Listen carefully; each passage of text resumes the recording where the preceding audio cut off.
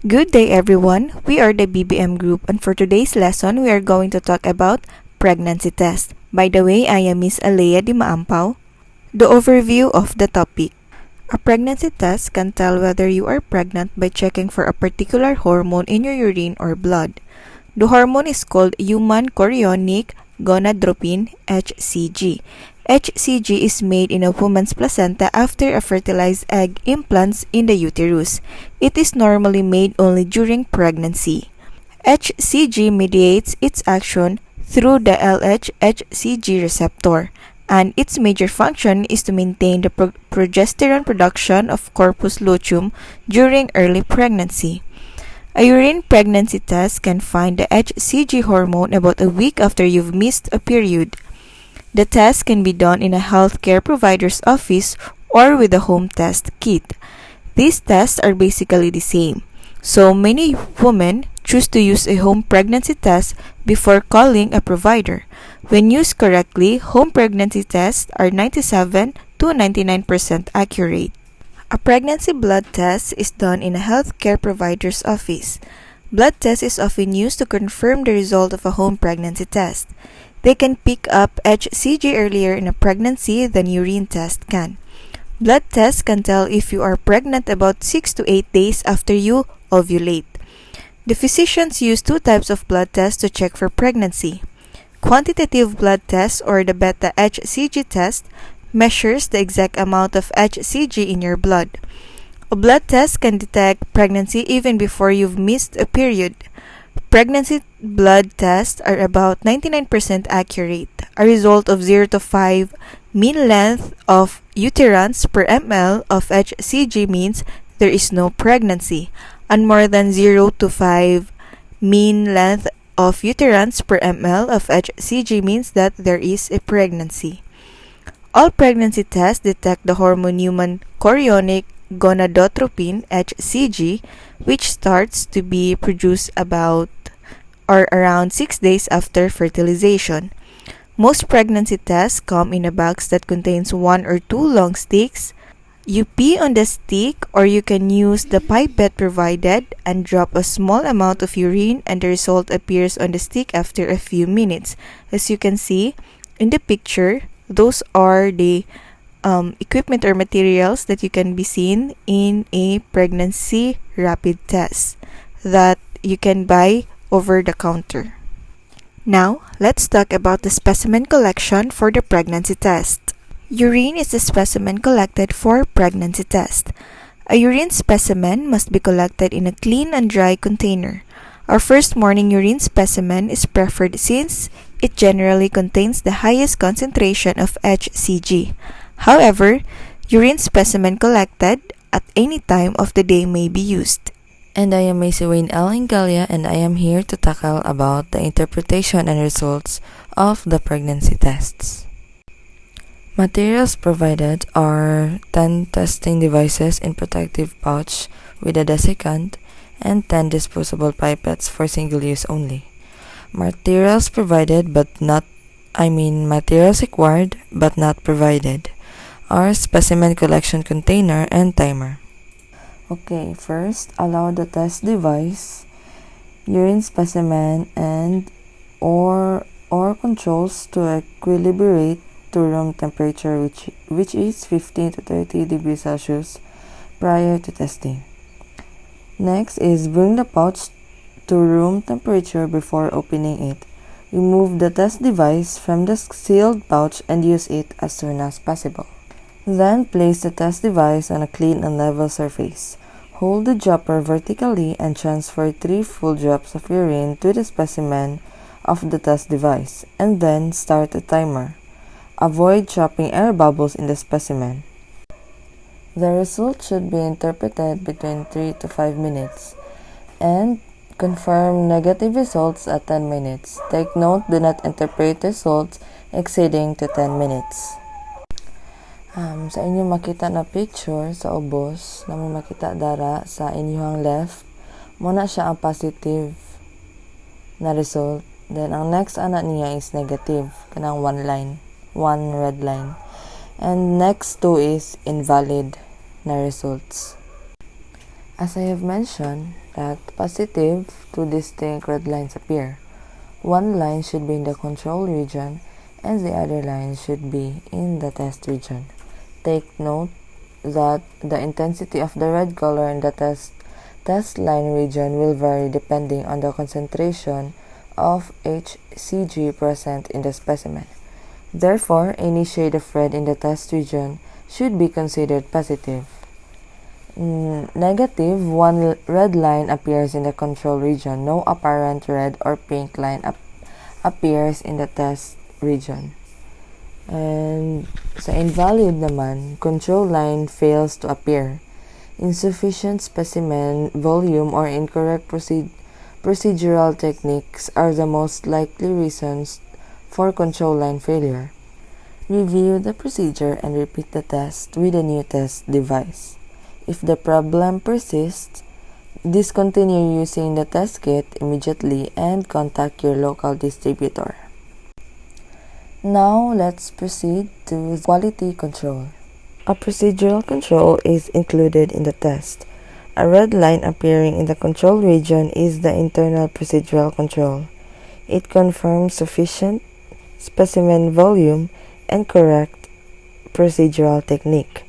It is recommended that a positive HCG control containing 25 to 250 mean lengths of uterans per ml HCG and a negative HCG control containing 0 mean lengths of uterans per ml HCG be evaluated to verify proper test performance when a new shipment of test devices is received. Hello everyone. So in this slide, we're going to talk about laboratory testing. And by the way, my name is Miss Serena Rienzi B. Alberando. Every pregnant woman has their own doctor. So one of the goals of your visit or your first visit to your doctor is to confirm your pregnancy and see whether you or your baby could be at risk for any health problems. We are going to talk some common tests should be done during pregnancy. First trimester prenatal screening test. So during your first trimester, you'll be offered more tests depending on your age, health, family medical history, and other things. So when we say first trimester screening, this test includes a blood test and an ultrasound exam. It helps to determine whether the fetus is at risk for a chromosomal abnormality such as Down syndrome or birth defects or such as heart problems. First trimester screening includes ultrasound tests for fetal nuchal translucency. This screening test is done during pregnancy and it uses ultrasound to measure the thickness of the fluid buildup at the back of the developing baby's neck. So, if this area is thicker than normal, it can be an early sign of Down syndrome, trisomy 18, or heart problems. We have ultrasound for fetal nasal bone determination. This may not be visualized in some babies with certain chromosome abnormalities such as Down syndrome, and this screen is performed using an ultrasound between 11 to 13 weeks of gestation. We have the maternal serum blood test. This blood test measures two substances found in the blood of all pregnant women. So we have pregnancy-associated plasma protein A and human chorionic gonadotrophin. So in pregnancy-associated plasma protein A, it is a protein produced by the placenta in early pregnancy. So there is an abnormal level associated with an increased risk of chromosomal abnormality. So in human chorionic gonadotrophin, it is a hormone produced by the placenta in early pregnancy. Abnormal levels are associated with an increased risk of chromosomal abnormality. When used together as first trimester screening tests, nuchal translucency screening and maternal blood tests have a greater ability to determine if the fetus might have a birth defect such as Down syndrome, trisomy 21, and trisomy 18. So if the result of these first trimester screening tests are abnormal, genetic counseling is recommended. Additional testing such as chorionic villus sampling, amniocentesis, cell-free fetal DNA, or other ultrasounds may be needed for an accurate diagnosis. So, when we say chorionic villus sampling or chorionic villus biopsy, it means that this is a prenatal test that involves taking a sample of tissue from the placenta to test for chromosomal abnormalities and certain other genetic problems. And we have the amniocentesis. It is a procedure used to take out a small sample of the amniotic fluid for testing. Amniotic fluid means it is a clear, pale yellow fluid that protects the fetus from injury. So it protects against infection and baby. So this is the fluid that surrounds the fetus in a pregnant woman. Lastly, we have the cell-free fetal DNA. This is the DNA from the mother and the fetus, and it is extracted from a maternal blood sample and screened for the increased chance of specific chromosome problems. As I said earlier, like Down syndrome, trisomy 13, and trisomy 18. This screening can also provide information about fetal sex. So, hi guys, I hope you're still there because we're going to talk about the second trimester prenatal screening test. So, this test may include several blood tests called multiple markers. These markers provide information about your potential risk of having a baby with certain genetic conditions or birth defects. Screening is usually done by taking a sample of your blood between 15 to 20 weeks of pregnancy, and 16 to 18 weeks is ideal. The multiple markers include the AFP screening or the alpha fetoprotein test. It is a protein normally produced by the fetal liver that is present in the fluid surrounding the fetus. So, during a baby's development, some AFP passes through the placenta and into the mother's blood. An AFP test measures the level of AFP in pregnant women during the second trimester of pregnancy. So, if there is too much or too little of AFP in the mother's blood, this may be a sign of a birth defect or other condition. Abnormal levels of AFP may indicate a miscalculated due date as the levels vary throughout pregnancy. Defects in the abdominal wall of the fetus, Down syndrome or other chromosomal abnormalities, and we have open neural tube defects such as spina bifida or spina bifida. How can you pronounce that? We have also twins or more than one fetus is producing the protein. There are 3 hormones produced by the placenta, which is the estriol, inhibin, and human chorionic gonadotropin. So in estriol, it is produced by the placenta, where the placenta is an endocrine-related organ that develops during pregnancy and keeps the mother and the baby healthy. It also prepares the mother for labor and breastfeeding. Estriol is essential because it is one way to determine an unborn baby's health. The inhibin A test is done to measure the amount of this hormone in a pregnant woman's blood to see if there is an increased chance the baby may have Down syndrome. Inhibin A is made by the placenta during pregnancy. A normal result means the level of the hormone inhibin A is low or negative.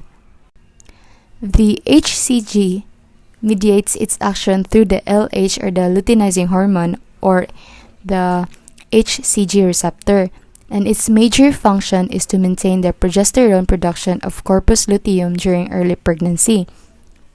If your blood HCG is positive and you do not have a pregnancy properly implanted in the uterus, it may indicate ectopic pregnancy, miscarriage, and testicular cancer in men. And so we have the ultrasound. I think this is very familiar to everyone. It is an ultrasound scan in a diagnostic technique that uses high-frequency sound waves to create an image of the internal organs.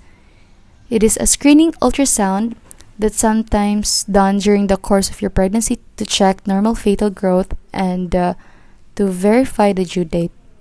Hello, this is Ailey Lumba and I will report to you the continuation of laboratory testing. So as reported by Ms. Alberando, during your first trimester, you will be offered more tests depending on your age, health, family medical history, and other things. These tests are intended to make sure and evaluate the risk of carrying a baby, since the most critical development of the baby, which has the most chance of miscarriage, happens during the first trimester. So these tests are: first, the first trimester screening. This test was already tackled by Ms. Alberando, however, I'll do a recap. During this test, blood test and an ultrasound exam is included. This test helps determine whether the fetus is at risk for chromosomal abnormality. An example to that is Down syndrome or birth defects such as heart problems. Second one is ultrasound. Ultrasound is a safe and painless test which uses sound waves to make images that show the baby's shape and position. It can be done early in the first trimester to date the pregnancy or during weeks 11 to 14 as part of the first trimester screening. Hence, a woman with high-risk pregnancies are recommended to have multiple ultrasounds during their first trimester. Third one is the chorionic villus sampling or the CVS. This test checks cells from the placenta to see if they have chromosomal abnormality. It can be done during the weeks 10 to 13 and can surely tell if a baby will be born with a specific chromosomal disorder. The fourth and last test is the cell DNA testing. This test requires blood tests that checks for fetal DNA in the mother's blood. This is done to see whether the fetus is at risk for chromosomal disorder and can be done from weeks 10 and on. However, this test is not a diagnostic test. If the results are abnormal, there is a need for another test to confirm or rule out the diagnosis. This test is usually done to pregnant women at higher risk because they are older or have had a baby with a chromosomal abnormality. So that is all for our report. Again, we are the BBM. Thank you and God bless.